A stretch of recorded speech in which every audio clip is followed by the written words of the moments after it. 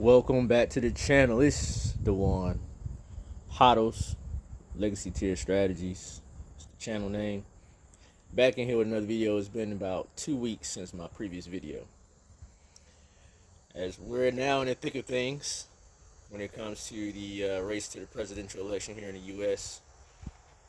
I'm in the thick of things, and when it comes to transitioning to a new career path, so I've been studying for a while and coming up on some FINRA licensing exams. As I do anticipate that we're going to see one of the greatest wealth transfers.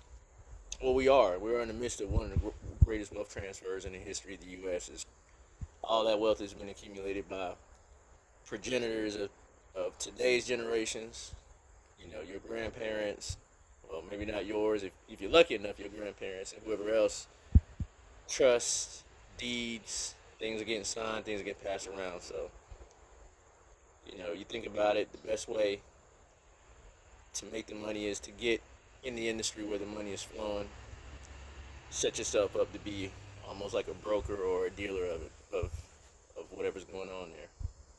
So that's just a little nugget for you if you're looking for ways to try to survive. And what we see is a decaying economy. Most recent economic numbers, jobs fell short.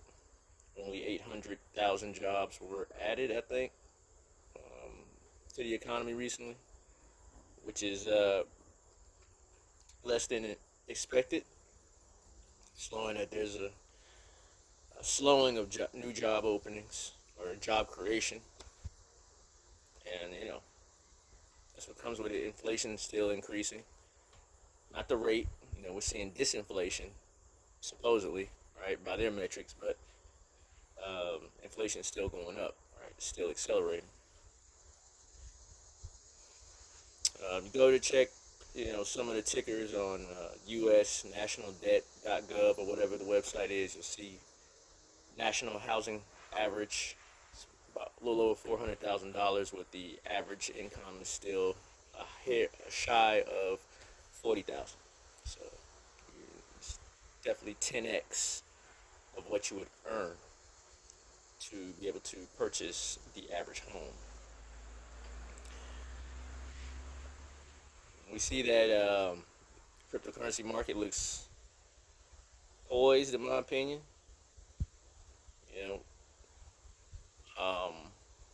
A lot of RSI indicators are somewhat stable, around that 50 mark. Of course, Bitcoin on higher time frames it's above that, maybe around 60. It's not bad. We've seen previously RSIs on these the bull markets where they do tend to overextend, in these like large price run-ups. So this is more of a chill video, but I will say this, what made me fire up the camera more so than anything was seeing rumors or hearing in the media. You Google it, you'll see that one of the presidential candidates, I believe Ms. B.P. Harris, is putting her weight and support behind I don't even know if he's president at this point. President Joe Biden or Biden. His proposal for a unrealized capital gains tax up to 44%, increasing capital gains tax altogether, but then also on unrealized. And so we talked about this before. This is, anytime that this is even brought up as an idea, with not very much pushback, from even within their own party, it's something to be honored as a real threat to your wealth, sovereignty, and everything. So, houses, you can't run away from that. If you own a house, remember that your house is in a registry. It is on government land in most cases, and And even if it's not, you still have to protect it from government seizure. And if you do want to claim most, if you understand, guys, you understand what I think is unconfiscatable, secured, um, wealth, is Bitcoin. And you see here on my shirt, that is a volcano. That is the Adopting Bitcoin Conference of 2022. Changed my life, or it basically added value to my life. I learned a lot. Got around a bunch of people who were considered Bitcoin maxis. We're all considered Bitcoin maxis, rather. In the belly of the bear market, Bitcoin had to be around $17,000 at the time, but everybody was just so unwavered because of the tech of what it is, right? And we know markets are just that. I think this will I think this is only setting up a precedence for Bitcoin to explode higher, not for people to run out of Bitcoin, but to run into it, to a censorship resistant, unconfiscatable, immutable, something that's not controlled by any centralized entities, to run into that. Altcoins, I think, in my opinion, are susceptible to this type of tyrannical legislation or idea of legislation when it comes to this type of wealth confiscation through taxation.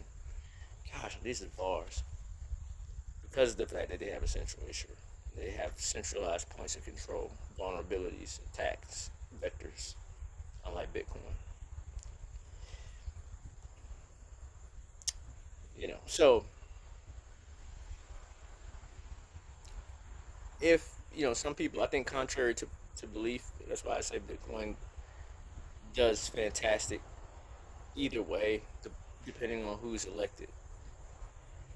Of course, everything goes gangbusters in my opinion if Big T gets elected, but if VP Harris does, yeah, the market will be in shock. But we know what the other, I guess you could say, the other end of the sword would be: a flight to quality.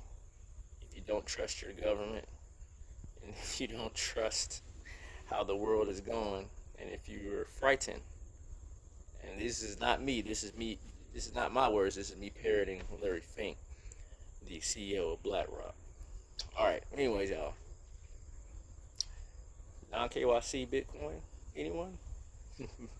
HODL, HODL.com. Check out the description box. I'll catch y'all on the flip side. Peace.